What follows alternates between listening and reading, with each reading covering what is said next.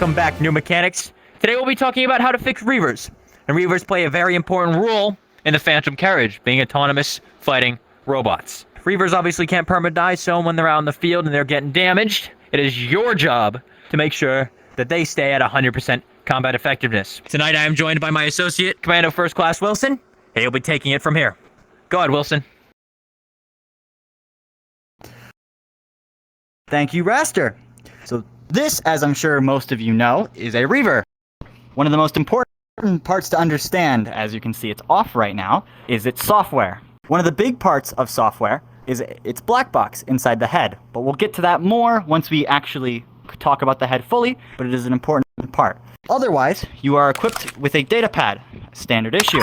With this data pad, you can help address any software issues as well as malfunctions. This can be anything from manually trying to do it or just restarting them to see if something like that fixes them. Additionally, you can give commands either verbally or through this, like so. Reaver, turn on.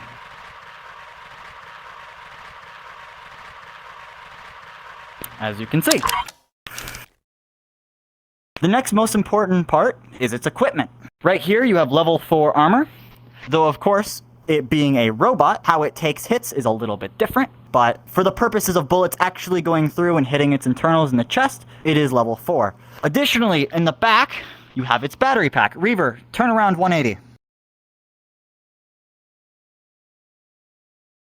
As you can see, the battery pack. There are a couple different ways if a Reaver is running low on charge or is out of charge. Either one, you can manually take out the battery pack and replace it. Alternatively, there are actual charging stations that you can hook the Reaver onto, and it will just charge the battery while it's on the Reaver there. While it's turned around, you can see its weaponry as well.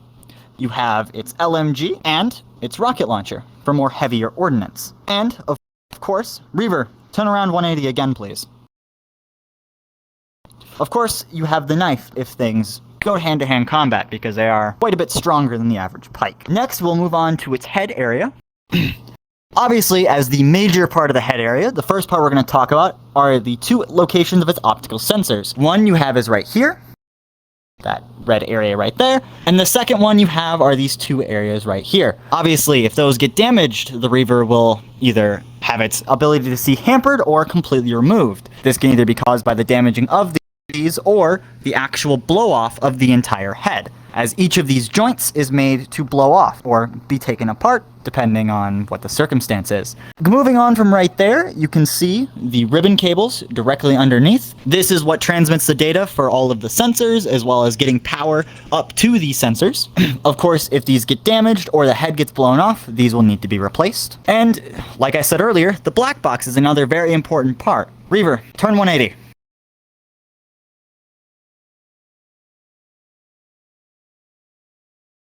The black box is right up inside of here. The black box contains pretty much all of its data that it has accumulated over its service lifetime. If you have its black box and its main chassis is destroyed, you can insert the black box in a new Reaver to reincarnate the Reaver, pretty much bringing it back in a different Reaver body. Reaver, do another 180.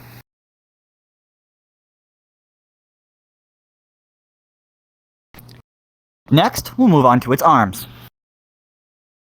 And so here we have the Reaver arm. On the outside, you can see these armor plates, also level 4, like the chest plate, there to protect its internals. Right here, you can see the elbow joint, very important in case its range of motion starts to get limited. You want to check here. Of course, right up in here, like I was saying earlier, every part of the Reaver is designed to either be removable or able to be blown off. So, with a few quick adjustments here, you can take the arm off, like so. This is also the case in case the arm is actually blown off by gunfire or explosions. You'd have to use a welding torch in that case. Because I simply removed it myself, I can just put it back on, lock it in place, and then reconnect the wiring. There we go. And now that arm is working again. Reaver, manipulate your left arm. Raise it up. And there we go. You may put it back down. And that, of course, can be mirrored on the other arm as well. Needless to say, if an arm gets blown off of a Reaver, depending on which arm it is, you need to deal with it fast, because without an arm, it can't shoot its guns. Next off, the legs of the Reaver.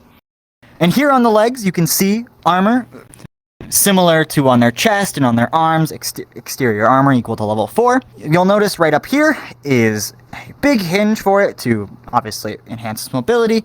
Then right here you have another one, and then you have the feet down here. Nothing will hold well to really be said. It can blow off the same as the arms. Reaver, do a 180.